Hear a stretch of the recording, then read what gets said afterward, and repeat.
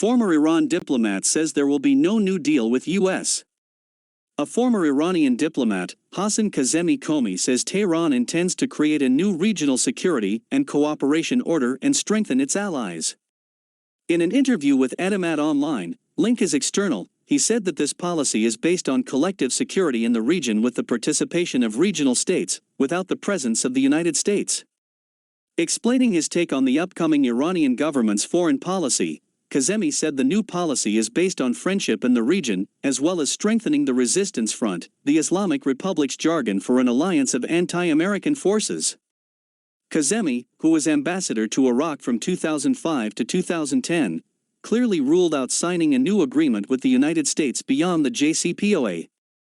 He also ruled out the idea of accepting the financial reforms mandated by the Intergovernmental Financial Action Task Force, FATF, against money laundering and funding terrorism. Pressed by the reporter on how he proposed to lift U.S. sanctions and rescue the hard-pressed Iranian economy, Kazemi repeated what hardliners have always said about self-reliance and barter trade. The presence of foreign forces in the region, particularly the interventions by U.S. forces in regional countries, has led to tensions and insecurity. Adding that Iran's new foreign policy priority under President Raisi is boosting ties with regional states, Kazemi said in the 82-minute-long interview that Tehran will attach special priority to improving its ties with Saudi Arabia as the most important regional state. Asked if the improvement of ties with Riyadh is linked to the negotiations over reviving the 2015 nuclear deal, JCPOA, Kazemi said the two matters are two separate issues. Iran has said that it will not include its regional ties in the negotiations over the nuclear issue. Including it in negotiation over a new, nuclear, deal means imposing something on Iran the U.S. has failed to gain through other means.